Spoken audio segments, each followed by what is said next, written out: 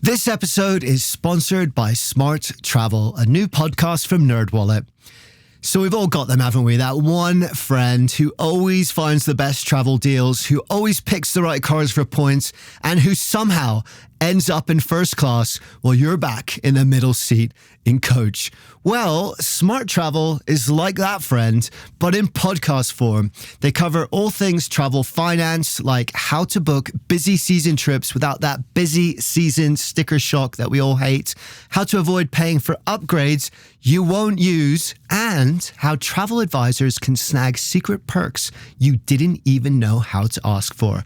How useful is all of that. So travel smarter and spend less with help from NerdWallet.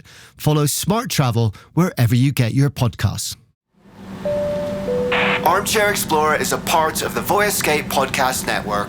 Check out all of their shows from around the world at voyescape.com.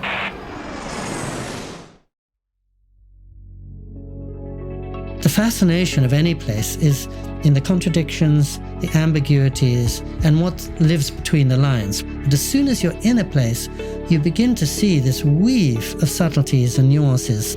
Really explodes all your assumptions and all your explanations and reminds you you're in this human place that can't be reduced to any simple sentence.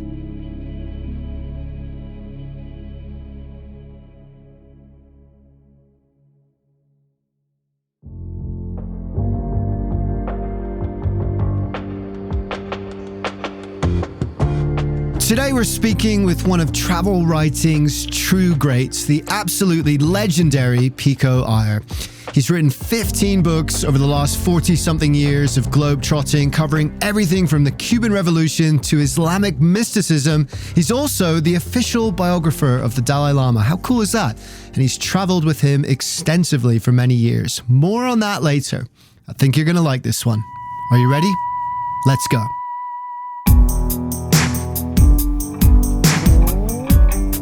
Welcome to Armchair Explorer, where the world's greatest adventurers tell their best stories from the road.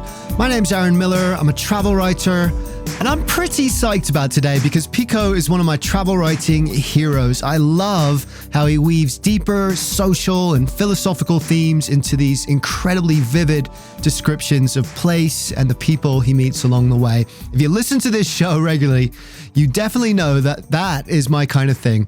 When I grow up, I want to become a proper travel writer just like Pico. He also just has really cool ideas for stories, and this one is no exception. In many ways, this episode is about his life as a traveler and a writer, and he's going to take us around the world from North Korea to Northern India and beyond. He's looking for something that we all seek as travelers, but also just as human beings. That elusive place, somewhere surely just around the corner, or maybe on the other side of the world. He's looking for paradise, whatever that means, and wherever that may be. The book of his journey is called The Half-Known Life in Search of Paradise. It's beautiful. Get your hands on it. You won't be disappointed. And if you enjoy this episode, make sure you check out some of Pico's other books. You can find out all about that at picoiyerjourneys.com. His Twitter is at Pico Iyer. And while you're at it, follow me too. I'm on Instagram and Facebook at Armchair Explorer Podcast. Which reminds me, shout out to Chris McCaffrey, who got in touch to say he's been listening to the show while on a round-the-world bike ride. How cool is that? He's somewhere in Malaysia right now, I think, just about to embark on his final leg across Australia. The show, he says, has been helping to remind him to savor the experience that he's having, despite it being difficult sometimes. He spent 8 months on the road, a lot of that on his own, and that's not easy. Well, guess what, Chris? You're not alone, mate. We're here too. So drop him a line, guys, and say hi at Chris in the Cold. Thank you for getting in touch, Chris. You're a legend. Keep pedaling. You're almost there. So if you're up to something cool or you're just dreaming about your next trip, come and hang out. Drop me a line. We're going to get on well. But don't worry about that right now, because the journey is about to begin. So when I left high school at 17, I got into a little bus in Tijuana, and I bumped for 3 months all the way through Central America down to La Paz in Bolivia, and then traveled up the east coast of South America and back through the Caribbean to Miami, and then took a Greyhound bus back to California. And because I'd spent 10 years in a boarding school before that, everything was so wondrous and rich and remarkable to me.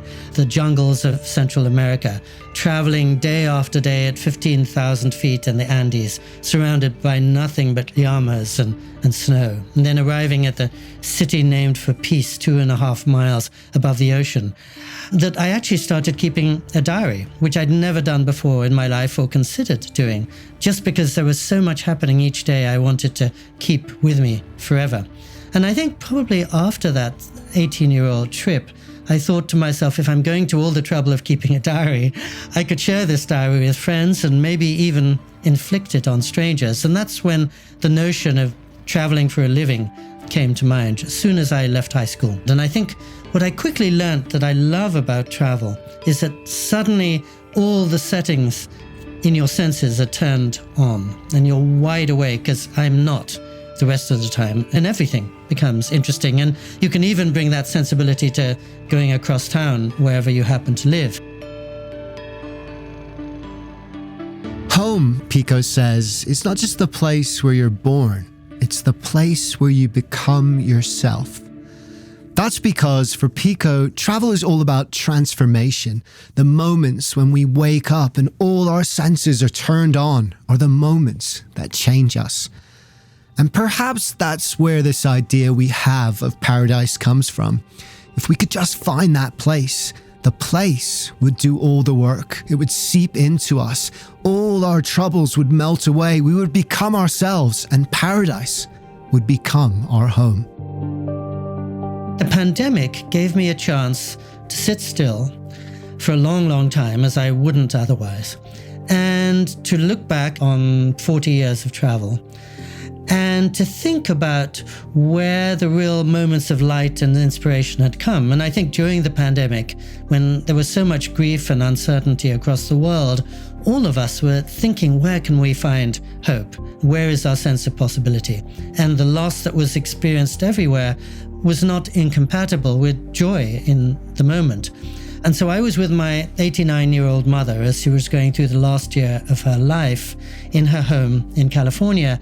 And I was thinking back on the travels I'd taken and thinking about how and where I could find paradise, and realizing that I only would trust a paradise I could find in the middle of the real world, that existed in the thick of life and in the face of death. I've been to lots of places that feature on those beautiful travel agents' posters as paradises, Tahiti or the Maldives or Bali, but they're not paradise for the people who live there. And even for us, when we go there, we find ourselves on a golden beach in a beautiful day, and it seems like heaven on earth. And 6 hours later, the darkness falls and we hear the gamelan orchestras, and we realize that the beach is probably going to be a lot more crowded tomorrow, and it's not necessarily a paradise that is going to last. So he went looking in the hardest places to find it, the places that would never feature on a travel agent poster. I figured if I could find a paradise in the middle of Jerusalem or Varanasi or Kashmir, he says, maybe that would be a paradise that could really survive everything. So he begins, fittingly, in a place at the center of competing visions of paradise, one of the most misunderstood and half-known places in the world. After 50 years of constant travel, Iran is without question the richest, most sophisticated, most surprising, most unexpected place I've ever visited. And the one place I would tell all my friends to visit, especially my friends in the US, precisely because everything we know about it speaks to only its government or a tiny section of its populace, and not to this remarkably old and diverse culture. I start the book in Iran, in part because that's where the word paradise actually comes from, and in part because what's so interesting about Iran today is that, of course, the ruling clerics have one notion of a paradise, which is almost reserved for martyrs. And the regular people in Iran often have their own sense of paradise, which is kind of sex and drugs and rock and roll behind closed doors. So it's a wonderful convergence of different visions of of paradise. It seemed like a good way to begin a book called The Half-Known Life, because I'd been studying and reading up on and writing about Iran for 30 years, though I'd never been. So by the time I finally did arrive, I thought, I know this place pretty well. I've been reading up on it for 30 years, and within 4 hours, I saw I didn't know a thing. He arrived at 2:25 in the morning at the northern city of Mashhad. The man who picked him up from the airport was dressed in fine black slacks and spoke better English than he did, he says, pointing out passers-by who looked like John Cleese or Mr. Bean as they drove through the crowded streets. His hotel had the Beatles yesterday playing in the lobby, and a mosque next to a shop selling Swarovski crystals and Parisian beauty products. CNN was on the TV. The internet was faster than it was in California, where he'd just flown in from. It was nothing like the Iran he'd been dreaming about for 30 years.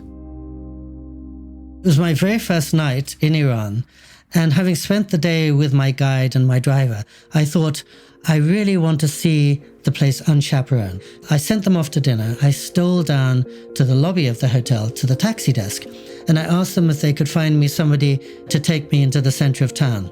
And very quickly, a very friendly guy, about 30 years old, speaking unexpectedly good English, showed up, and he led me out to his battered compact, and we took off into the dark.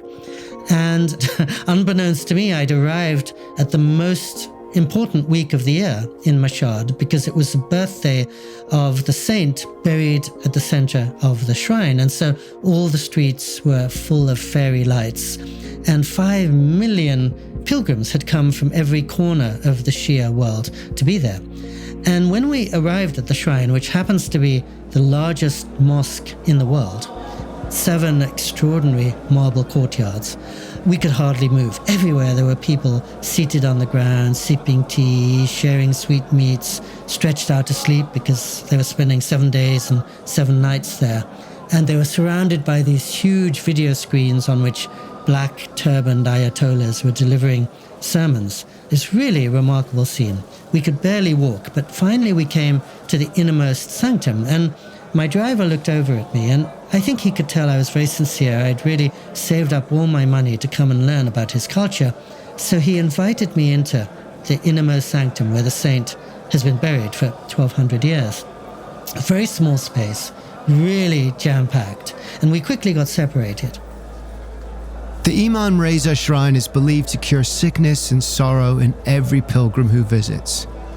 I was humbled as I moved among the sobbing bodies, he writes. Men were running their hands down their faces and weeping as at their mother's funeral. Little boys were being passed from shoulder to shoulder so they could arrive at the front to kiss the golden grill behind which lay the saint. A man wailed, and a great sound rose up around us. More than 30 million pieces of silver on the walls and chandeliers turned us all into a shiver of reflections. And at one point I looked across the room and I saw my driver, and his hand was on his heart, and he was walking backwards so he would never present his back to the long dead saint. And there were tears welling in his eyes. He just seemed like the picture of Islamic piety. But 10 minutes later, when we were back out on the street walking towards his car again, he told me about his wife, who he said was a Yorkshire woman who was waiting for him in England and expecting their first baby. And then he told me that he had paid a human trafficker $2,500 to smuggle him into England in the back of a truck, breathing through a tube so he wouldn't be detected. And then he told me how the British government had very generously given him a court-appointed lawyer and translator, and they had worked for 3 years to win him asylum status in Britain. And yet, every summer, he stole back into the country he'd stolen out of, Iran, to see the mother and the hometown and the mosque that he missed so much. And so when he dropped me off at my hotel, and again this was 20 hours after I'd arrived in Iran, my very first night, I thought Iran is in our front pages every day pretty much for the last many years, and I'd never heard about a dissident stealing back into the country he's risked his life to steal out of. And I'd never heard about a very faithful Islamic soul who didn't want to live in an Islamic republic. And I think it just reminded me of what all travel is about, which is the fascination of any place is in the contradictions, the ambiguities, and what lives between the lines, which is really exactly what you almost never get if you just watch CNN or read the New York Times. But as soon as you're in a place, you begin to see this weave of subtleties and nuances that really explodes all your assumptions and all your explanations and reminds you you're in this human place that can't be reduced to any simple sentence. He'd known before he arrived that Iran would be a paradise of complications, as he puts it, but it was even more nuanced than he'd expected. Weeping, fervent displays of religious faith by people who wanted no parts of religious rule. People stealing out of a country for one version of paradise and stealing back in every year for the one they left behind. Modern Iran is a battleground of competing ideologies played out on a societal and personal scale. Yet perhaps most tellingly of all, he notes, both sides, progressive and dogmatic, quote the same poets and see the beauty in the same lines. But it made him think, if paradise can't be reduced to a single idea, if it is just too personal and nuanced, is a collective paradise even possible? To try and answer that, he traveled to the so-called people's paradise of North Korea, where, he writes, people seemed a little beside the point, and perfection was seen simply as the ruthless elimination of every last imperfection. I've got to admit, it's the only place I've been where you really, even when you're there, you don't travel very much behind the two-dimensional facade, because they only show you what they want you to see, which is this showcase capital of Pyongyang and a few other showpiece places.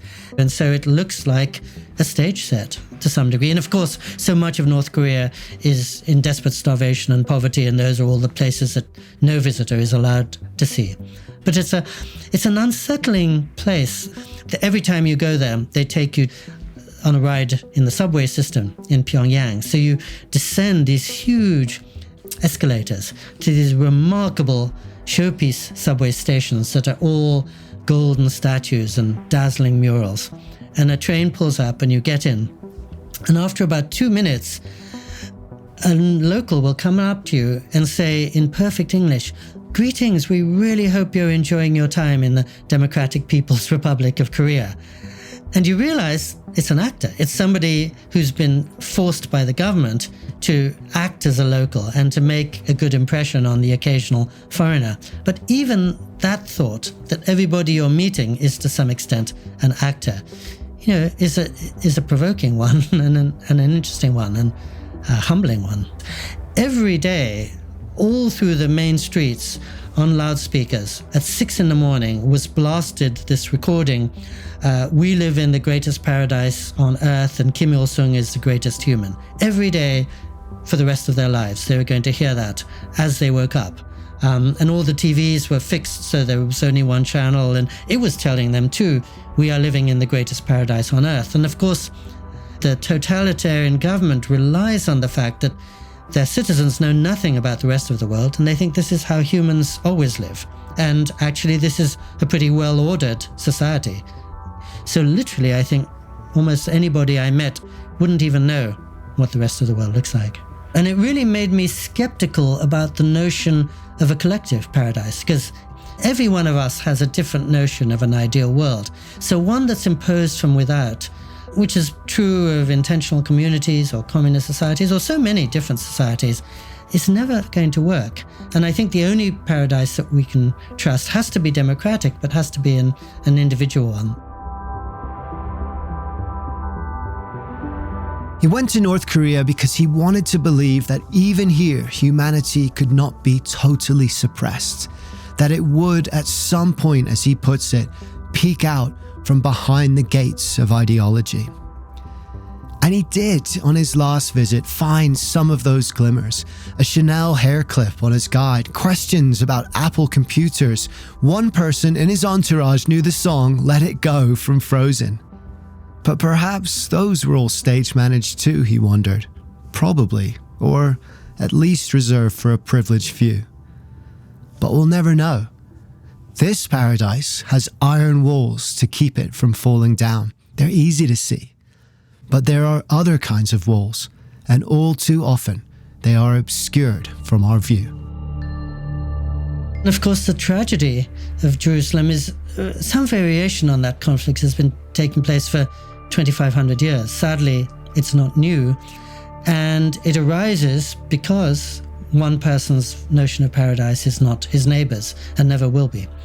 But even though we know all about this before we arrive in Jerusalem, it's still startling to arrive in a place where the center of three great monotheisms are separated by only 600 meters, and where, when you go into really one of the most important sites in Christendom, the Church of the Holy Sepulchre, you find that there are 6 Christian orders who sleep under the same roof, and they're constantly at odds with one another. If the Greek Orthodox priests step 2 inches into the Franciscan area, they start going after one another with brooms. So even within the same religion, one reading of the holy text is very different from another. And in that sense, Jerusalem is a very sobering place because our notions of paradise will never converge, even if we're following the same religious teacher and working from the same religious texts. But on another level, Jerusalem is unimaginably magnetic.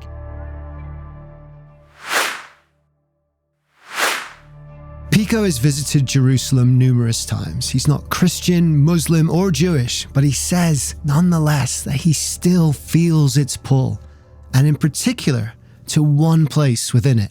When I'm staying there, I usually stay in a little hospice in the old city, and I'll wake up before dawn, and I'll walk across the uneven cobblestones towards the Church of the Holy Sepulchre, and I sit in a little cave in one corner of that huge space. And there's nothing there except a ragged ledge and a single tiny flickering candle. And I couldn't tell you why, but something about me so moves me about sitting there. I'm reduced almost to tears, and it may be just the 1,700 years of prayer and worship and devotion that have been brought to that single site. And so Jerusalem speaks for the beauty of something almost tangibly sacred and divine that's everywhere you look, and the mess that we humans can make of that. We humans want to cut our notion of heaven up into many different bases and fight over what is the real heaven, at the same time as there is this spellbinding power that's in the stones and in the air there that nothing has managed to efface. And it's really heartrending what is taking place in Gaza currently. But Jerusalem, at some level, has both entertained that conflict forever and survived that conflict forever. And my guess is that if you or I were to step into Jerusalem next year, for all the political agony and for all the insoluble tragedy of that place, we would still feel deeply moved by something we couldn't explain. Jerusalem, I was coming to think, he writes, was the place where everyday morality and religion part ways on the grounds of irreconcilable differences. It is a city, he says, made up only of inner lives, always in full throat, and the question at the heart of everyone was as simple as it was unanswerable: how to make peace and passion rhyme. But perhaps there is an answer, and it's so obvious, and he found it outside the Basilica of the Agony, not far away.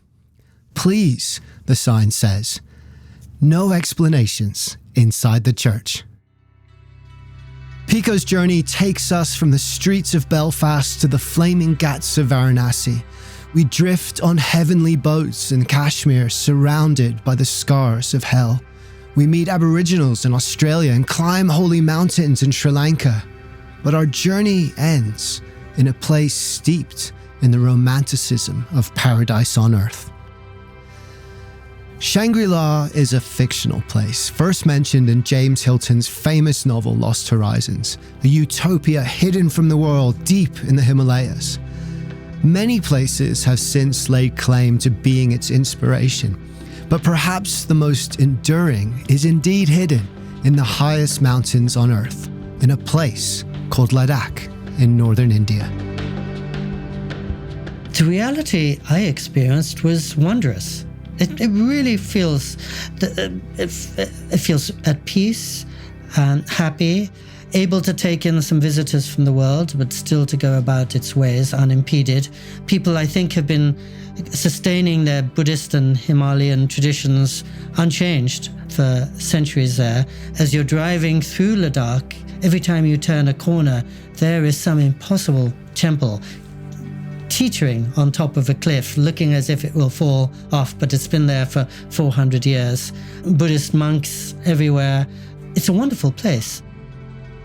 One day, walking away from the center of Leh, the town where he stayed, he found himself, he writes, on a shaded rustic lane where villagers who looked as their great-grandparents might have done were making their slow, reverent way to the nearest temple. A group of musicians sat on the ground among the poplars, serenading a traditional archery competition. Villagers were singing as they worked. It's hard to read that and not think that this is some kind of paradise. And therefore, it asks me the question that if it is Shangri-La, what am I doing there? The only thing I can bring to such a pure and self-contained place is corruption. And if it really is going its happy way, unimpeded by visitors, maybe I shouldn't be visiting at all. So it's a place that I really only have positive things to say about, but therefore I have to ask questions about what I can bring, because if a place seems relatively perfect, all I can bring to it is imperfection. When we think of paradise, we think, what can it do for me? But perhaps we should also think, what can I do for it? And that's exactly why every year his old friend, the Dalai Lama, comes here. As perfect as Ladakh may seem, Indian, Chinese and Pakistani troops face off against each other nearby. Srinagar, the fraught Kashmiri capital, is only 150 miles away. And many young people Pico speaks with dream of elsewhere as much as we do. The Dalai Lama comes to remind people that even here, Shangri-La exists only in the imagination. It's striking that when you hear him speak, he almost never speaks about nirvana or heaven, or he only speaks about what we can do right now to help those around us and our neighbors. And because every time for 10 years when he came to Japan, my wife and I traveled with him every minute of his working day, day after day after day. And so every evening he would give a public address. And almost every time, at the end, somebody would stand up and say very sincerely, Your Holiness, what do you do if you really want to reverse climate change, or want to bring peace to the world, or want to end the conflict in the Middle East, but it doesn't happen? And he looks at that person with great kindness, like an uncle, and he says, wrong dream. If your dreams are too great, you're always going to be frustrated. You've condemned yourself to disappointment. You have to make your dreams manageable and, maybe try to bring peace to your family, to your household, rather than trying to bring it to the whole of the Middle East, let alone the whole planet.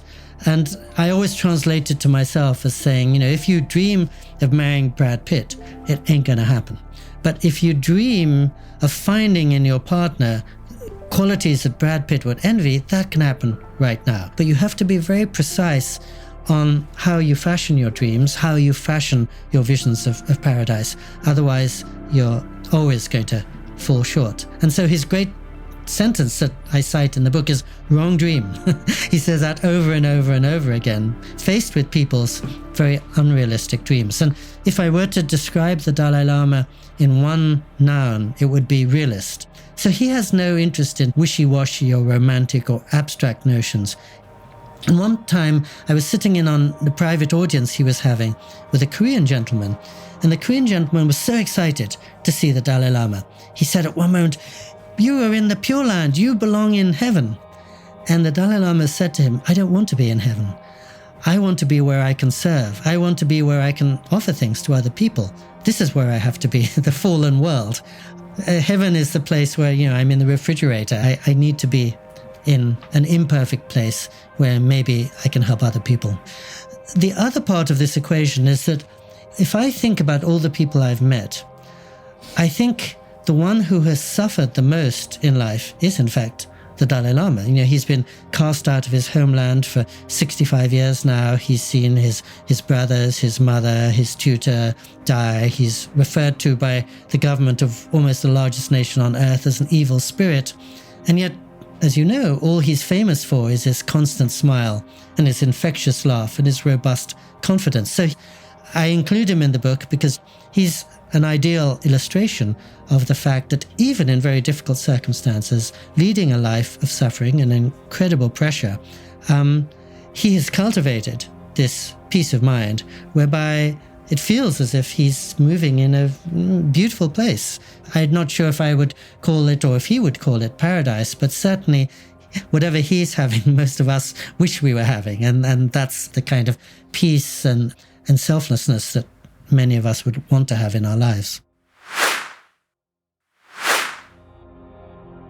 For the Dalai Lama, true paradise must be grounded not in the fantasy of what may lie around the corner, but in the reality of what is here and now. It must be a paradise for all people, not hidden in a magic valley or lounging on a beach in Tahiti. But even more than that, what Pico realized after all those years of wandering is that searching for paradise is the wrong dream.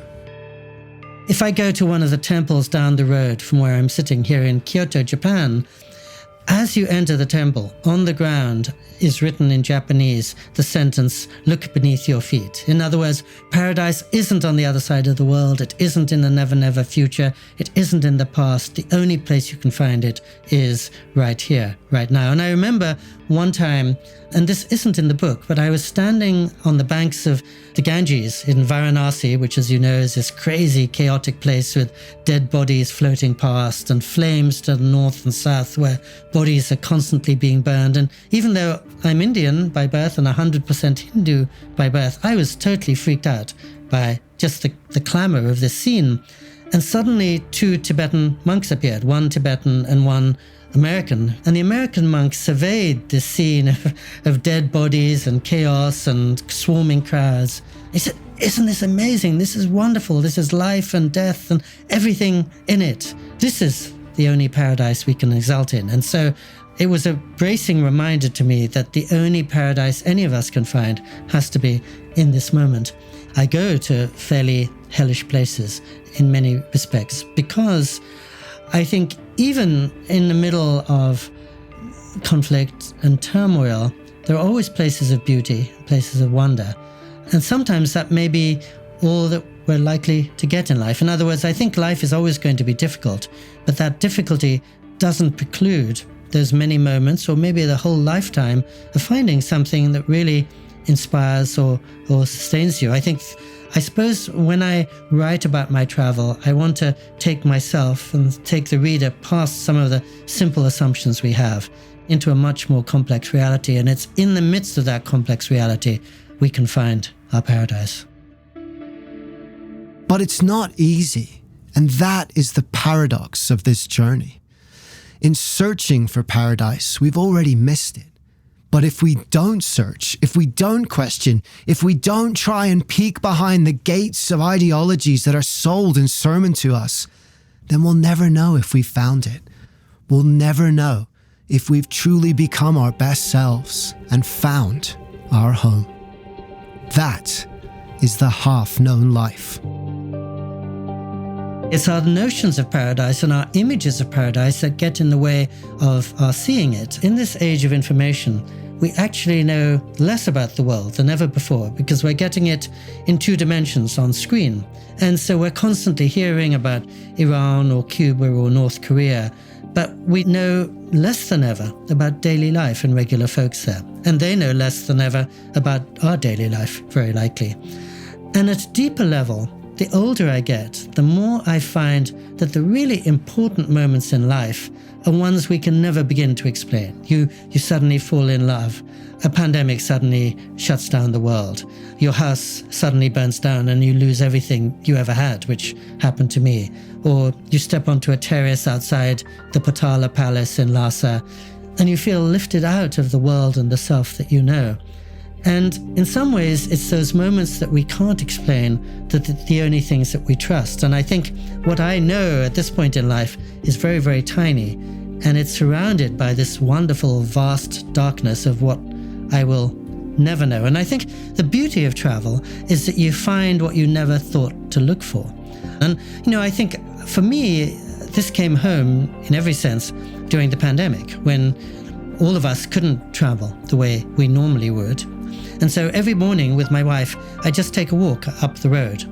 And it was usually just as the sun was coming up over the mountains. And some parts of the mountains were bathed in golden light, and others were still buried in thick fog. And we would turn around and we'd see the Pacific Ocean, scintillant in the distance, with the islands so sharp you could almost count the ridges in their hills.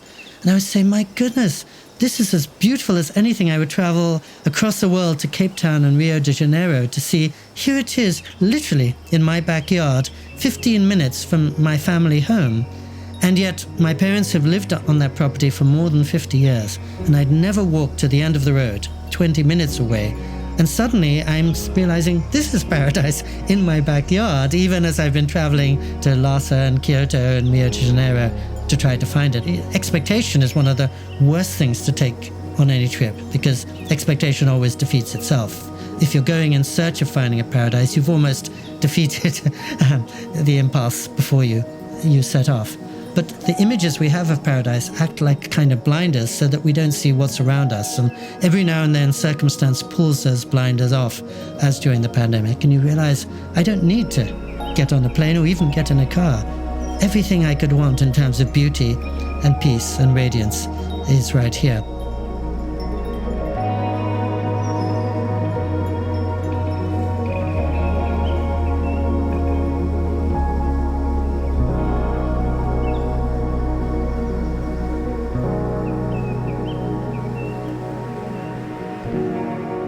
Thank you so much, Pico. It's such an honor to have you on the show and hear you share your travels and wisdom with us. I really appreciate it. It's been an absolute treat to have you on.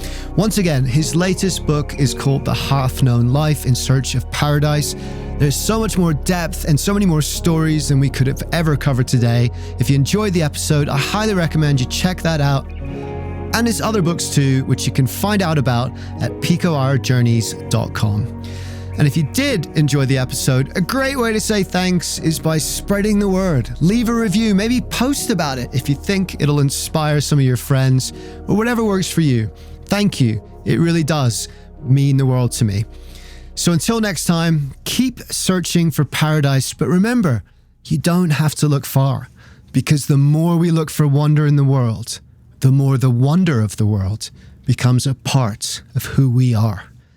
Dare to be truly alive. This episode was produced by Armchair Productions. Find our other shows at armchair-productions.com. Armchair-Explorer is a part of APT Podcast Studios. Jenny Allison did the guest booking and assisted in writing the episode. Charles Tyree did the audio editing and sound design. Our theme music was written by the artist Sweet Chap. And I'm Aaron Miller. I write and produce the show. Thanks for listening. I'll see you next time.